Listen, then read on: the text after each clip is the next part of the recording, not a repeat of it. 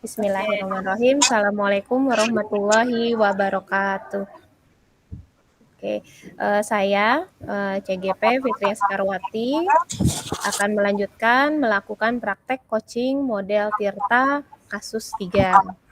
Pada kasus 3, ini menceritakan bahwa ada rekan Anda bercerita jika baru saja mendapatkan teguran dari kepala sekolah yang menerima laporan dari pengawas yang ketika pelaksanaan supervisi.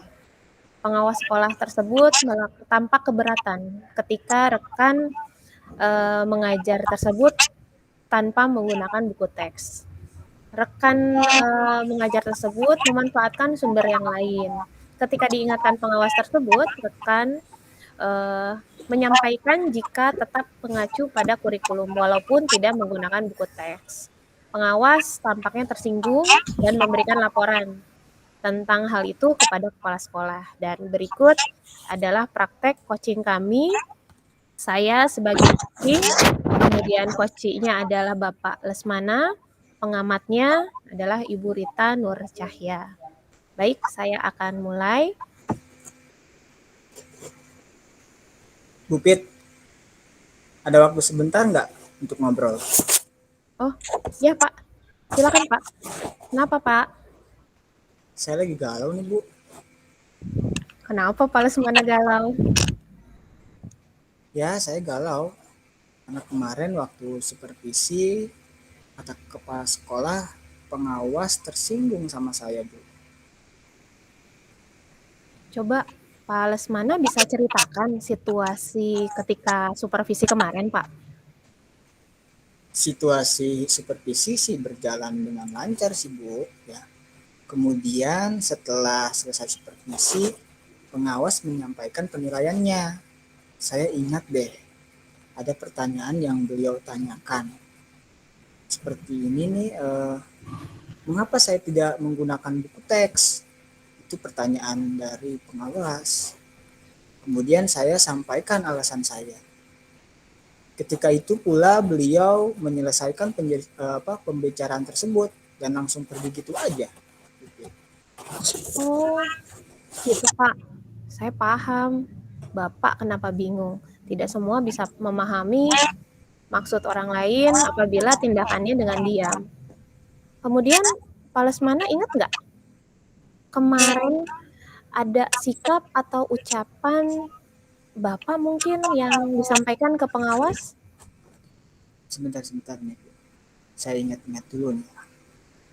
Kayaknya ada sih nih Bu Pit. Jadi waktu dia itu bicara ya, nggak sengaja nih saya langsung nyanggah gitu aja, langsung jawab gitu aja Bu. Gitu ya. Memang untuk mengenal seseorang butuh waktu, bahkan terkadang intonasi yang kita anggap biasa menurut kita itu bisa jadi membuat orang terkejut. Sabar ya Pak ya. Lalu mengapa Pak Lesmana tidak menggunakan buku teks? Begini sih, walaupun saya nggak menggunakan buku teks juga, saya juga tetap menggunakan sumber belajar yang lain Bu. Itu juga tetap mengacu ke kurikulum sebenarnya.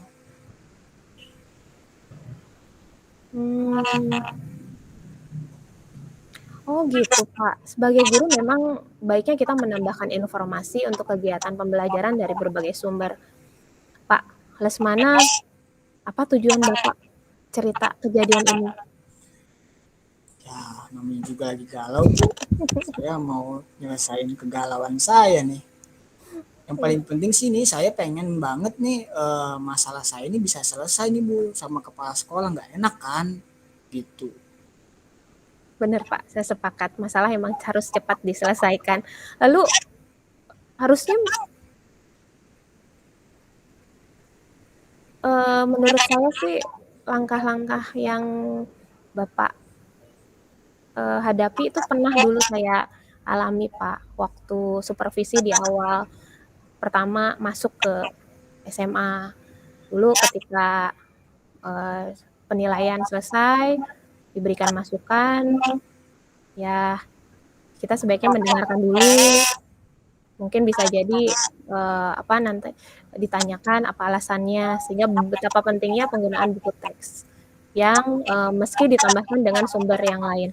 Pak Lesmana, setelah Bapak dengar pendapat saya, gimana? Kira-kira Bapak paham nggak situasi yang dirasakan Pak pengapas pada waktu itu? Saya jadi paham sih Bu situasinya. Ternyata penyampaian saya mungkin membuat beliau tersinggung kali Bu ya.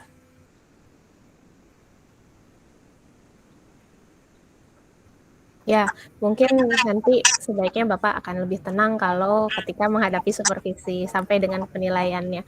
Pak Lesmana, langkah-langkah apa yang selanjutnya Bapak akan lakukan untuk memperbaiki situasi ini? Ya kalau memang seperti itu Bu, ini saya akan coba menghadap deh ke kepala sekolah. Itu terusnya saya juga akan menyampaikan permohonan maaf sih atas sikap saya kemarin, sikap saya ke pengawas tuh kemarin.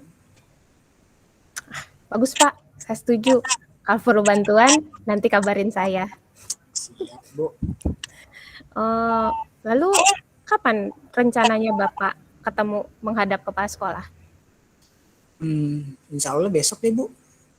Kebetulan kan hari ini dia nggak ada bapak kepala sekolahnya. Saya pengen cepet sih sebenarnya masalah ini tuh pengen cepet selesai. Terus harapan Bapak nanti ketemu kepala sekolah apa?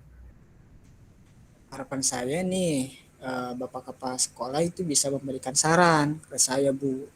Apa yang bisa saya lakukan untuk memperbaiki situasi ini. Selanjutnya mungkin bisa juga kepala sekolah itu bertemu dengan pengawas menyampaikan permintaan maaf saya. Gitu. Mudah-mudahan juga beliau bisa memaafkan saya. Jadi kan kalau melalui kepala sekolah sih agak gimana gitu Bu. Ya Pak. Nah, Pak Lesmana, kira-kira dari situasi ini apa yang bisa Bapak pahami? Situasi ini mengajarkan saya kemerdekaan berpendapat itu penting, tapi yang lebih penting itu sopan santun, apalagi dalam penyampaian pendapat kita. Nah, setelah saya mengobrol sama ibu nih, saya jadi paham nih atas situasi saya yang sedang saya hadapi. Saya berharap sih ke depannya saya bisa terbuka lagi Bu, menerima masukan. Jadi nggak langsung gitu aja lah jawab. Saya juga berharap saya dapat meningkatkan kinerja saya seperti itu sih. Alhamdulillah. Pak Lesmana, semoga lancar dan dimudahkan ya. Semangat Pak Lesmana. Makasih Bu Fitri ya. Oke, sama-sama. Demikian penjabaran latihan kami. Kami persilakan selanjutnya kepada Ibu Rita Nur Cahya untuk memberikan hasil pengamatannya. Iya. Silakan Bu. Terima kasih Bu Fitri. Terima kasih juga Pak Lesmana. Ya, tadi saya sudah mengamati praktek coaching antara Bu Fitri sebagai coach dan Pak Lesmana sebagai coachingnya. Kalau saya perhatikan di sini seperti miskomunikasi ya Bu Fitri ya, kasus miskomunikasi. Terus ada juga anak buah yang ngeyel seperti itu ya gitu. Kalau semana nih ngeyel juga gitu. Terus oleh pimpinan yang lebih tinggi lagi gitu. Selain pimpinan kepala sekolah ini kan pengawas lebih tinggi lagi. Ternyata kepala semana berani juga untuk ngeyel gitu.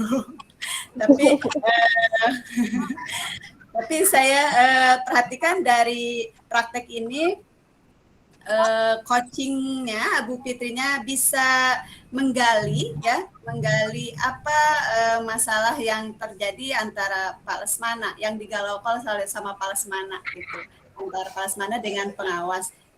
Jadi curhatan Pak Lesmana itu ke Bu Fitri dijadikan suatu diskusi yang menarik gitu. Jadi Bu Fitri bisa menjadi coaching yang baik, bisa mengidentifikasi masalah yang terjadi antara Pak Lesmana dengan pengawas tersebut. Nampak di sini identifikasinya sudah jelas. Kemudian dari aksi nyatanya juga di situ tampak Pak Lesmana, terutama Bu Fitri sebagai coachingnya itu bisa menjadi benar-benar coach ya kepada Pak Lesmana, sehingga Pak Lesmana mau melakukan aksi nyata dengan kesadaran diri sendiri, memperbaiki komunikasi dengan pengawas berdasarkan kesadaran diri Pak Lesmana bahwa memang cara berkomunikasi Pak Lesmana selama ini salah gitu. Dan pengawas ini kan bukan berarti beliau itu saklek ya gitu, dalam hal ini cuma hanya saja Pak Lesmananya kurang komunikasinya tuh sepertinya terlalu agresif Pak Lesmana gitu. Ya. Jadi dan alhamdulillahnya dalam kasus ini Bu Fitri bisa menyadarkan Pak Lesmana, nggak membuat Pak Lesmana sebodoh amat lah gitu, sebodoh amat lah dengan misalkan pengawasnya mau tersinggung kayak mau enggak kayak gitu kan. Dan ini aksi nyata yang sangat bagus muncul dari Pak Lesmana karena memang coachingnya Bu Fitrinya bisa mengidentifikasi masalah yang timbul dan sehingga ada solusi pemecahan masalahnya. Kemudian ditanggung jawab, Pak Lesmana itu sudah bertanggung jawab dengan arahan dari, bukan arahan dari coachnya ini Bu Fitri bisa menumbuhkan rasa tanggung jawab terhadap Pak Lesmana untuk memperbaiki situasi yang terjadi antara Pak Lesmana dengan pengawas tersebut. Pokoknya mah good job lah Bu Fitri, keren jadi coachnya. Semoga selalu menjadi coach yang baik. Oke, Wakasek. Ibu Wakasek kan Bu Fitri. Amin. Terima kasih Ibu Rita Nur Cahya sudah menyampaikan hasil pengamatannya. Terima kasih Pak Lesmana menjadi coach di kasus ketiga. Teman-teman sekalian, demikian pemaparan saya untuk mempraktekkan teknik coaching ini dalam metode Tirta. Assalamualaikum warahmatullahi wabarakatuh.